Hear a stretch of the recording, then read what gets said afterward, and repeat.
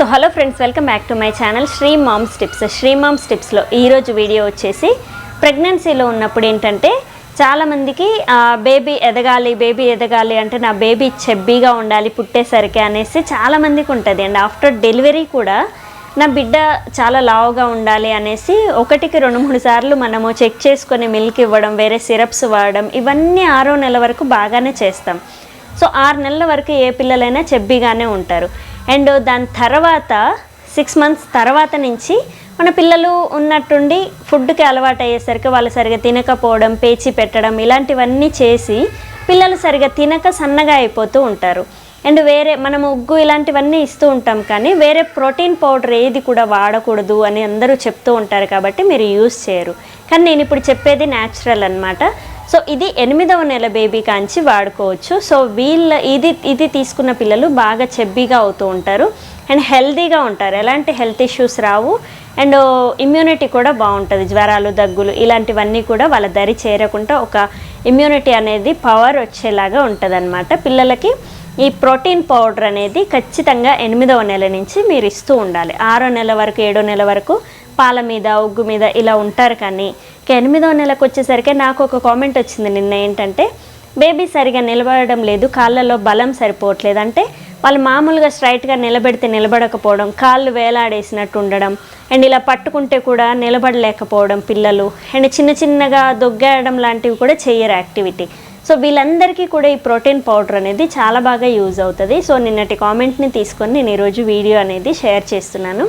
పిల్లల కాళ్ళల్లో బలం లేని పిల్లలకి ఈ పౌడర్ అనేది ఖచ్చితంగా వాడండి. కానీ 8వ నెల నుంచి మీరు యూజ్ చేయండి, మంచి రిజల్ట్ ఉంటుంది. అండ్ పిల్లలు తొందరగా నడుస్తారు కూడా. వాళ్ళు చేయాల్సిన యాక్టివిటీస్ అన్నీ కూడా 1 నెల ముందే చేస్తూ ఉంటారు. సో ఖచ్చితంగా యూజ్ అవుతుంది మీకు.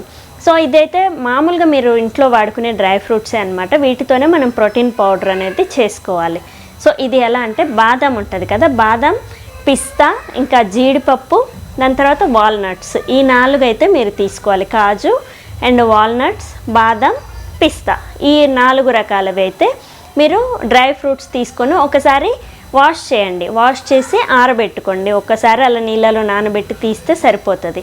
సో నానబెట్టి ఆరేసేయాలి. బాగా ఆరినాక ఫ్యాన్ గాలికి ఆరేస్తే సరిపోతుంది. సో మంచిగా ఆరిపోతాయి. వీటిని ఏం చేయాలంటే కొంచెం లైట్గా మీరు సిమ్లో పెట్టేసి ప్యాన్ పెట్టి హీట్ చేసుకోవాలి. జస్ట్ హీట్ అవ్వాలంతే, మరీ మాడిపోయిందనుక చేయకండి. కలర్ కూడా చేంజ్ అవ్వక్కర్లేదు. జస్ట్ అలా అంటే మనకి ప్రోటీన్ పౌడర్ మిక్స్ పట్టుకున్నప్పుడు అది స్మెల్ అనేది మారకూడదు. సో డ్రై ఫ్రూట్ స్మెల్ అనేది ఉండాలి, లేకపోతే పిల్లలు సరిగా తినరు. అందుకే జస్ట్ లైట్గా అలా గోరువెచ్చగా చేసుకోండి, కలర్ మారిందాక చేయొద్దు. వీలైతే డ్రై ఫ్రూట్స్ని, బాదంని మీరు పొట్టు కూడా తీసుకోవచ్చు. సో వాటన్నింటికి తీస్తారు కదా, అండ్ వాల్నట్స్కి తీస్తారు, పిస్తాకి తీస్తారు కదా, అలానే దీనికి కూడా తీసుకోవచ్చు వీలైతే.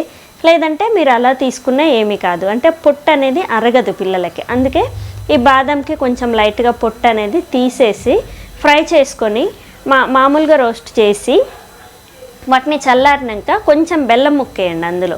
సో బెల్లం ముక్కేసి మెత్తగా గ్రైండ్ చేసుకోవాలి. మిక్సీ బాగా మెత్తగా పట్టాలి. బెల్లం తొందరగా వేయకూడదు. ఇదంతా మిక్సీ అయినాక పైన బెల్లం తురుమైనా వేసుకోండి, లేదంటే బెల్లమైన ముక్క వేసి మళ్ళీ ఒకసారి మిక్సీ పట్టాలి. ముందే బెల్లం వేస్తే అది లడ్డు కలిపే మిశ్రమం లాగా అయిపోతుంది. సో పొడిగా రావాలంటే మీరు బెల్లం పౌడర్ని వేసుకోవాలి, లేదంటే బెల్లం తురుమునైనా వేసుకోండి, చిన్న ముక్క బెల్లమైనా వేసుకోండి. ఒక గ్లాస్ మీరు ఈ డ్రై ఫ్రూట్స్ అన్నీ ఉంటే ఒక 2 స్పూన్స్ 3 స్పూన్స్ బెల్లం అనేది తీసుకోవాలి. ఎక్కువ తీసుకున్న మోషన్స్ అయితే పిల్లలకి. సో టేస్టీగా ఉండడం కోసం ఇంతవరకు మీరు రెడీ చేసుకొని దీన్ని మీరు 8వ నెల నుంచి వాళ్ళు ఉగ్గు తింటూ ఉంటారు కదా, సెర్లాక్ కానీ ఉగ్గు కానీ ఏదైనా సరే వాళ్ళకి తినిపించేటప్పుడు ఇది 1 స్పూన్ 2 స్పూన్లలో వేయాలి. కొంచెం పెరుగుతూ ఉంటే వాళ్ళకి ఇప్పుడు 8వ నెల బేబీకి అయితే 1 స్పూన్ వేయండి, 9వ నెలకైతే 1.5, అలా కొంచెంగా పెంచుకుంటూ క్వాంటిటీ రావాలి. సో 4 ఇయర్స్ బేబీకి అయితే మనము ఒక 3 స్పూన్స్ 4 స్పూన్స్ వరకు ఫుడ్లో కలిపి ఇవ్వచ్చు. మా బాబుకి అయితే నేను పాలల్లో కలిపి ఇస్తానన్నమాట. సో ఇలా మీరు బేబీ పెద్దగా పెరిగే కొద్దీ ఈ పౌడర్ని బూస్ట్, హార్లిక్స్, బోర్న్విటా ఇలాంటి వాటికంటే బదులు ఈ పౌడర్ని యూజ్ చేసుకుంటే బేబీ చాలా యాక్టివ్గా ఉంటారు. పాలు తాగే పిల్లలకైతే ఇంకా చాలా మంచిది. 1 ఇయర్ తర్వాత పాలలో కూడా మీరు ఇది మిక్సీని స్మూత్గా రావాలి, బాగా జల్లించి బూస్ట్ ఎలా అయితే ఉంటుందో అలా మీరు 1 స్పూన్ 2 స్పూన్లు పాలలో వేసిస్తే చక్కగా తాగేస్తారనమాట. అండ్ మీరు ఇచ్చే ఉగ్గులో కూడా దీన్ని ఒక స్పూన్ అలా కలుపుకొని ఇవ్వచ్చు. టేస్ట్ అయితే ఏం మారదు, ఇంకా టేస్టీగా ఉంటుంది అండ్ బేబీ తినగలిగేలాగా ఉంటుందన్నమాట. సో ఖచ్చితంగా ఇది తీసుకుంటే మీ పిల్లలు చాలా హెల్తీగా అవుతారు. ఈ ప్రోటీన్ పౌడర్ అనేది చాలా ఇంపార్టెంట్ పిల్లలకి. చాలామంది ఇస్తూ ఉండరు, ఉగ్గులో కలిపాం కదా అనుకుంటారు. అది మంచిదే, కానీ ఇలా సపరేట్గా ఇస్తే మీరు పాలలో కలపొచ్చు, అప్పుడప్పుడు తింటారు కదా అనేసి అప్పుడప్పుడు నోట్లో కూడా వేయొచ్చు.